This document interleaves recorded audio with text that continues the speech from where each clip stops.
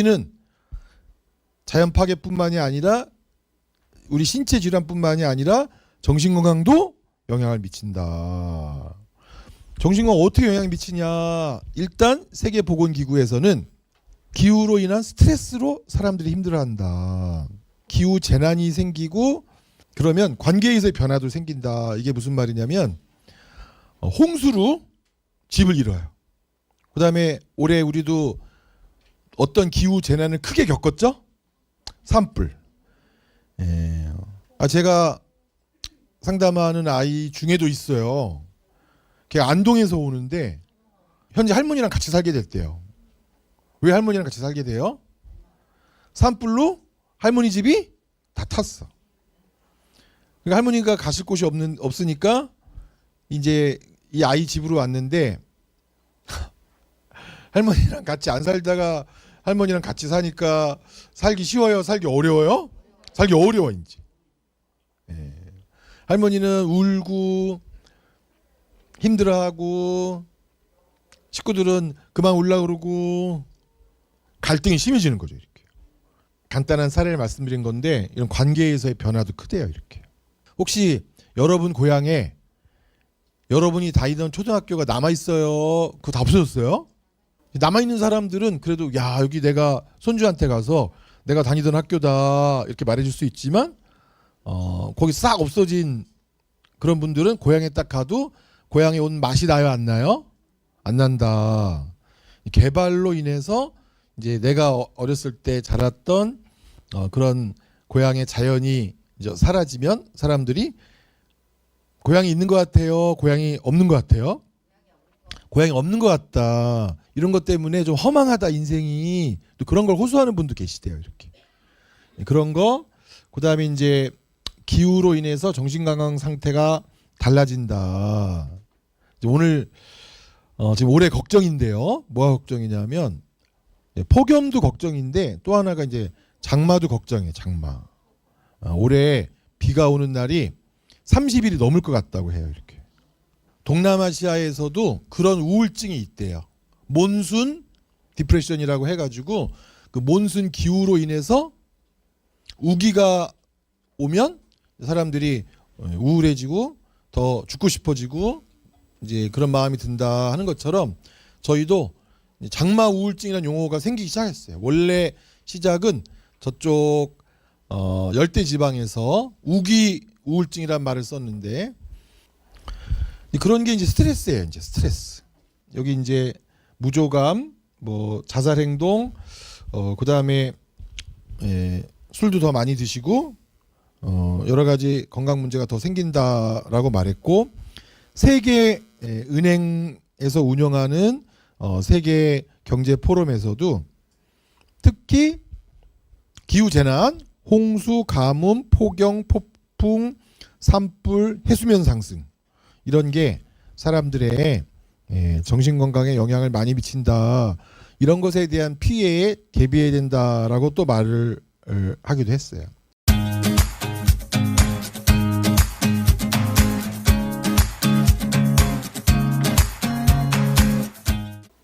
건강하려고 그러면 세 가지는 필수다고 그래요. 의사 선생님이 얘기해 준 얘기예요. 첫 번째 부분 식단.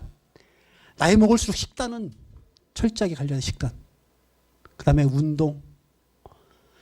수면인데 수면보다도 중요한 휴식이라고 그래요.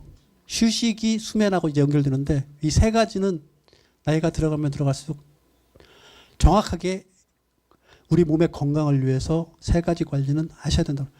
젊은 사람들은 회복 탄력성이 좋아서 다 극복해내는데 식단 관리, 운동, 휴식 관리를 못하게 되면 체력이 떨어지고 체력이 떨어지면 뭐라고요?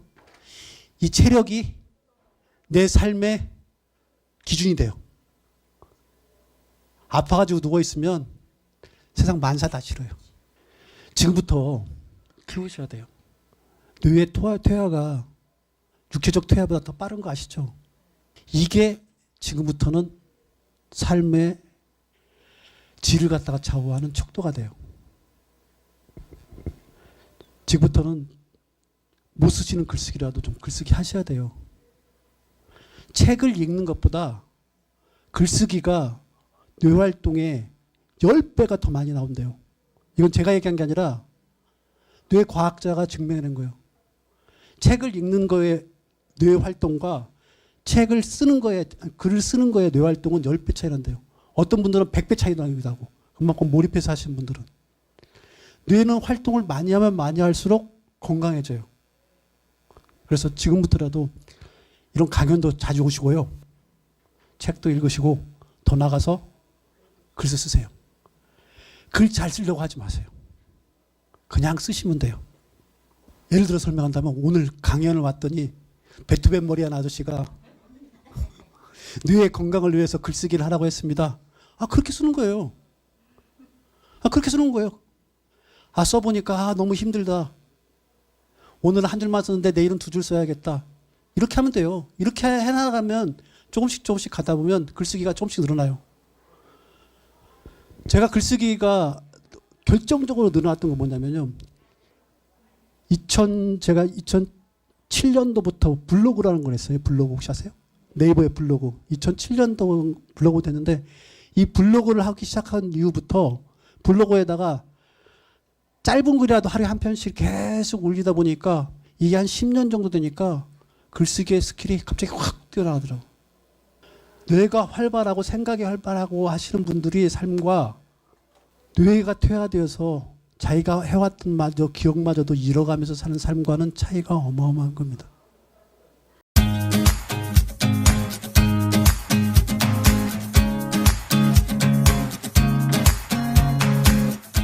내가 너무 그 외부 활동을 안 하고 연구소만 있어서 그 적응을 못하는 건가? 한국에서 이렇게 여러분들 만나고 막 친구도 사귀고 하는 것처럼 그러면 좀 더 잘 적응할 수 있지 않을까?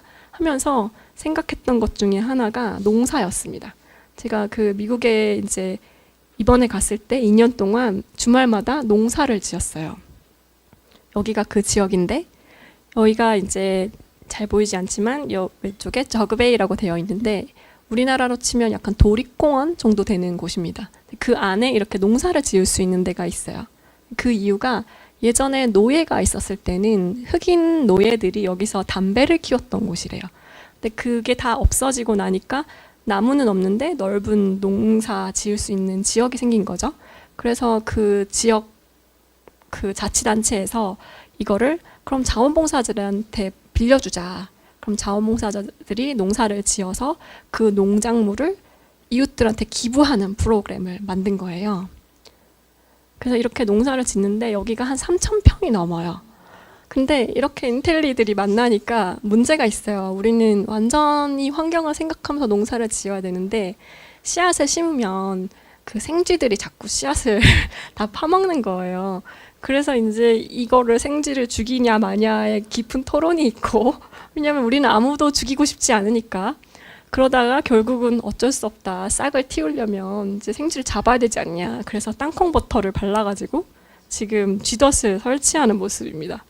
그리고 이제 그 잡초가 지금 저 어제 부여에서 올라왔어요. 부여에서 농사 짓다가 지금 한국에 돌아와가지고는 부여의 시골에서 있거든요. 그래서 농사 이제 막 짓고 있는데 잡초가 너무 많이 나서 저희 밭만 잡초가 너무 많아가지고 마을 주민들이 와서 왜 이렇게 밭을 버려둬요 막 그렇게 하시는 거예요. 그 충청도 말로. 그래서 아니라고 이렇게 많이 심어놨는데 왜 버려두냐고 얘기하시냐고. 근데 잡초를 지금 제거를 못하고 있습니다. 저희도 약을 안 치려고 하고 있거든요. 그래서 미국에서 배워온 대로 하고 있는데 잘 안 되고 있어요. 그래서 잡초 뽑을 때 모습이고 그리고 이게 저희가 수확했을 때 엄청나게 많이 수확이 되는 거예요. 3,000평이니까. 그래서 이걸 나중에 이제 그 기부를 했어요. 근처에 이제 이 자원봉사자분들도 다들 대부분 시니어 분들이고 퇴직하신 분들이고 이걸 시니어 센터에 또 갖다 드리고 그리고 시니어 센터 아니라도 그냥 가까운 이웃들이나 아니면 노숙자분들도 있고 여러 이웃들한테 다 나누는 거죠. 근데 미국은 워낙 그 음식이 안 좋은 음식들이 많아서 사실 가난한 사람들이 1달러를 가지면 햄버거를 사 먹지 사과를 하나를 사 먹지 않아요. 그러니까 신선한 채소나 과일을 주는 게 굉장히 중요하거든요. 그래서 이거를 주면 왠지 건강을 선물하는 것 같은 굉장히 뿌듯함이 있더라고요.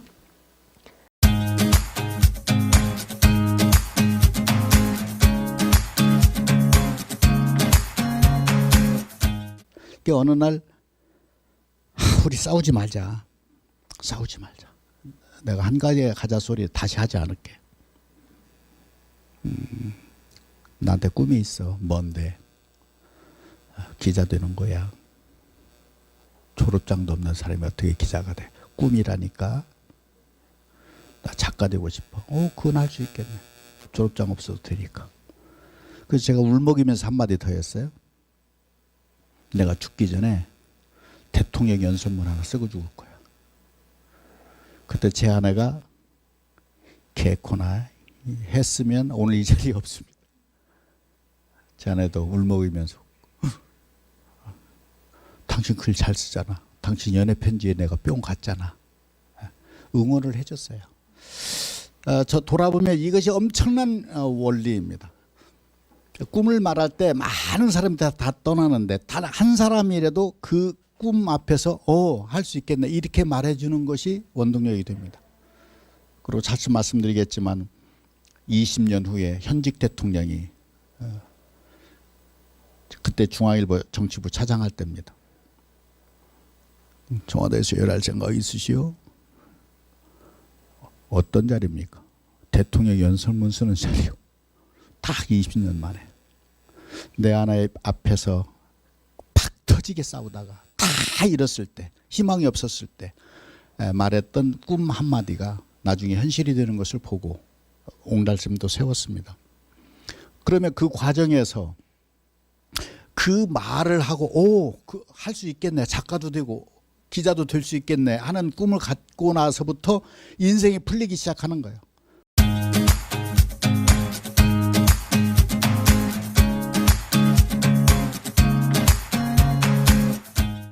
그래서 나중에 보니까 나를 빼고 남들이 나를 만들었다 이런 생각이 들어요. 그러니까 제가 장녀기 때문에 어렸을 때 집에 이제 다른 집에서 무슨 맛있는 걸 가지고 오거나 그러면은 제가 제일 꽁지가 되는 거예요. 동생들부터 줘야지. 네가 언니가 돼가지고 그러면 돼. 그래서 언니는 이런 거 욕심내면 안 되는구나 부터. 그다음에 너는 종갓집 딸인데 행동이 그렇게 나대고 그러면 안 되지. 그러니까 너는 아주 조심해야 돼. 그러면 그래야 되나 보다. 이렇게 하면서 살았다는 그런 생각을 하면서 내가 내 마음대로 살아본 적이 없고 남들이 만든 대로 그냥 주어진 대로 살아왔구나 이런 생각을 하게 된 거예요. 그래서 이제 생각을 바꿔야 되겠다 해서 나는 도대체 이런 옷도 입어보고 싶더라고요. 너무 이렇게 목이 파인 옷도 입으면 안 되고 또 방송을 하기 때문에 특히 더 뭐 정장 차림 이런 것만 했어요. 옛날에는. 요즘에는 막 그냥 마구 입고 다니는데 예전에는 그게 허용이 안 됐었어요.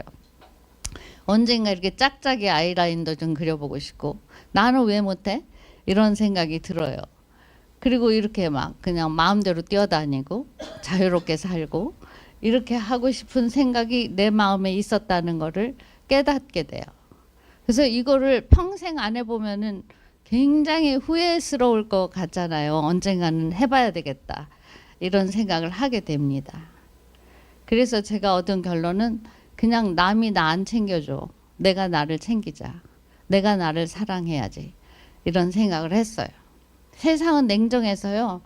부모고 자식이고 뭐 남편이고 뭐고 다 소용없어. 내가 아플 때 대신 아파줄 수 없는 거고 내가 화장실 가고 싶을 때 대신 가줄 수 없는 것처럼 사실은 각자 도생이에요. 근데 그거를 우리가 잃어버리고 내가 잘해주면 상대편도 그 공을 알겠지.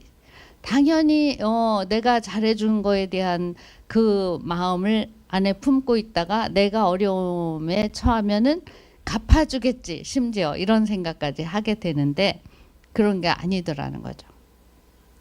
그 정말 냉정한 게 뭐냐면 그 부자들 보세요. 재벌들. 형제끼리 맨날 재판하잖아. 돈이 걸려 있으니까. 우리가 돈이 조금 걸려서 재판을 안 하는 거예요. 근데 우리도 재벌 되면 다 똑같은 거예요. 그럴 정도로 각자 도생한다. 이런 거를 우리가 냉정하게 생각할 필요가 있다라는 결론을 얻었던 거예요. 우리나라 사람들이 너무 정에 약해.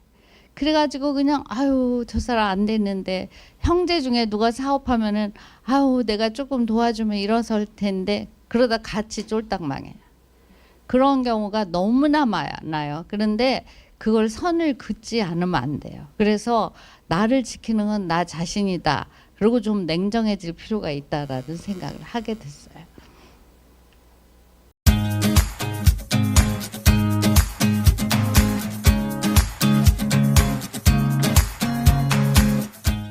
외도 보타니아 가든에서의 Y 왜 만들었냐? 이거는 처음에는 이랬다고 합니다. 처음에는 여기를 남편분께서 낚시하러 갔다가 풍랑을 만나서 인근 섬에 그냥 무조건 간 거예요. 오래 바깥으로 거제까지는 못 나가니까. 그때 들어갔던 섬이 외도였던 거죠. 외도에 6가구가 그 당시 살고 있었대요. 그래서 그 6가구 집에 한 집에 이장님, 6가구도 이장이 있는지 없는지는 모르겠지만 하여간 그 이장님 집에서 하룻밤을 묵으면서 이분이 망언을 하신 거예요. 뭐라고 망을 했으냐? 이런 섬 하나 가지고 있으면 너무 좋겠다라고 했더니 이장님 외에 6가구가 팔겠다. 나 이거를 너한테 팔겠다. 그랬더니 갑자기 이제 놀라셔갖고, 아니 나는 이걸 살 그건 안 된다. 얼마면 되냐 이렇게 물으시면서 네가 사겠다는 액수에 맞춰주겠다. 이렇게 되면서 결국은 이 6분의 강압에 의해서 빼도 박도 못하고 이 섬을 사겠다고 계약서를 쓰고 나오셨다는 거예요. 그래서 이 회장님의 이 만행을 여자 그 사모님, 지금은 이분이 회장님이십니다. 최호숙 회장님이 듣고 기함을 하셨대요. 그걸 대체 어디다 쓰려고 이거를 사냐, 이렇게 했는데 결국은 그때 하룻밤을 묵었던 그분이 이장님 댁이라고 했던 분이 이 외도 보타니아를 일구는데 강의사님이라고 해서 40년 50년 동안 계속 같이 일을 하셨던 분입니다. 그래서 내가 도와주겠다, 뭐를 하든 내가 도와주겠다 라고 하시면서 결국 그래서 이 섬을 인수하게 된 거고요. 인수를 하고 난 다음에 진짜 한 10번, 15번이 넘게 뭐가 바뀌었다고 해요. 처음에는 돼지 농사를 지어봤다고 합니다. 그런데 돼지를 막 키워서 이제 돼지 내다 팔아야지, 조그마한 새끼 돼지였다가 이렇게 잘 자라서 잘 먹이고 해가지고 이제 돼지 내다 팔아야지 했는데 태풍이 와서 돼지가 바다에서 둥둥 떠다니는데 자기가 진짜 억장이 무너졌다고 하더라고요. 그래서 실패를 합니다. 그 다음에 뭐 여기다가 벼도 넣어 심어봤다, 뭐 예를 들면 밭작물 배추도 심어봤다, 귤 농사도 지어봤다, 별별 농사를 다 했지만 해상이기 때문에 태풍이 한번 올 때마다 다 흩어지면서 잘 안 됐어요. 그래서 그 여자 회장님께서 그렇게 결심했다. 어차피 이럴 바에는 아무것도 안 된다. 여기 아무것도 안 되니까 나 하고 싶은 거 할래 라고 결정을 내렸는데, 이분이 제일 하고 싶었던 게 정원, 그 외국 잡지에 보면 정원에서 이렇게 등 확 파인 드레스 입고 막 이렇게 와인잔 이렇게 하면서 이게 파티하는 거 있잖아요. 벤퀴팅이라고 해요. 전문 용어로는. 귀족들이 잘하거든요. 그거를 외국 잡지에서 볼 때마다 너무 가슴이 설렜대. 나 이런 거 한번 해보고 싶다. 근데 이분이 왜 이런 배경을 갖고 계시냐면, 옷감을 팔았던 분이신데 옷감을 디자인별로 선정하고 옷에 대한 디자인에 대해서 관심이 엄청 많으셨고, 원래는 초등학교 교사하셨는데 나중에는 동대문에서 옷감 도매상을 하시면서 그 옷감에 대한 그게 많다 보니까 이 잡지에서 보는 요 그림에서도 등이 파였다는 게 중요한 거예요. 이런 거 한번 입어보고 싶다. 근데 그 배경이 정원이었으면 좋겠다.